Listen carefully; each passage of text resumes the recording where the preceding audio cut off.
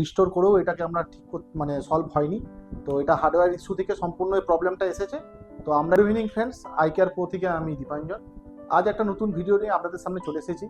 আজ আমাদের একজন ক্লায়েন্ট আইফোন 15 সাবমিট করে গেছেন। ওনার আজ থেকে প্রায় 1 মাস আগে ডিভাইসটি হাত থেকে পড়ে যায় এবং তার ঠিক পড়ার সপ্তাহ দুয়েকের মধ্যে ডিভাইসটা এরকম রিস্টোর মোডে চলে যায় এবং অ্যাপেল লোগো অন অফ হতে থাকে।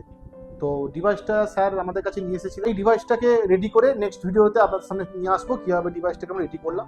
তো এরকম যদি কোনো ডিভাইস আপনাদের সামনে মানে কাছে থাকে, এরকম কোনো প্রবলেমে আমরা সম্মুখীন হয়ে থাকেন, তো আমাদের কাছে নিয়ে আসবেন। আমরা কম পয়সায়, কম বাজেটে এবং খুব কম সময়ের মধ্যে ডিভাইসটাকে রেডি করে আপনাদের হাতে তুলে দেওয়ার চেষ্টা করব। আরও বিশদ জানতে আমাদের যে নিচে যে নাম্বারটি দেওয়া আছে ওই নাম্বারটিতে কল করে নেবেন। ধন্যবাদ। রিস্টোর করেও এটাকে আমরা ঠিক মানে সলভ হয়নি। তো এটা হার্ডওয়্যার ইস্যু থেকে সম্পূর্ণ এই প্রবলেমটা এসেছে। তো আমরা evening friends, eye care pro থেকে আমি দীপাঞ্জন। আজ একটা নতুন ভিডিও নিয়ে আপনাদের সামনে চলে এসেছি। আজ আমাদের একজন ক্লায়েন্ট আইফোন 15 সাবমিট করে গেছেন। ওনার আজ থেকে প্রায় 1 মাস আগে ডিভাইসটি হাত থেকে পড়ে যায় এবং তার ঠিক পড়ার সপ্তাহ দুয়েকের মধ্যে ডিভাইসটা এরকম রিস্টোর মোডে চলে যায় এবং অ্যাপেল লোগো অন অফ হতে থাকে। তো ডিভাইসটা স্যার আমাদের কাছে নিয়ে এসেছিল। এই ডিভাইসটাকে রেডি করে নেক্সট ভিডিওতে আপনাদের সামনে নিয়ে আসবো কীভাবে ডিভাইসটাকে আমরা রেডি করলাম।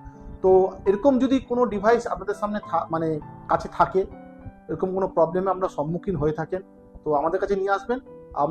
আমরা কম পয়সায়, কম বাজেটে এবং খুব কম সময়ের মধ্যে ডিভাইসটাকে রেডি করে আপনাদের হাতে তুলে দেওয়ার চেষ্টা করব। আরও বিশদ জানতে আমাদের যে নিচে যে নাম্বারটি দেওয়া আছে ওই নাম্বারটিতে কল করে নেবেন। ধন্যবাদ।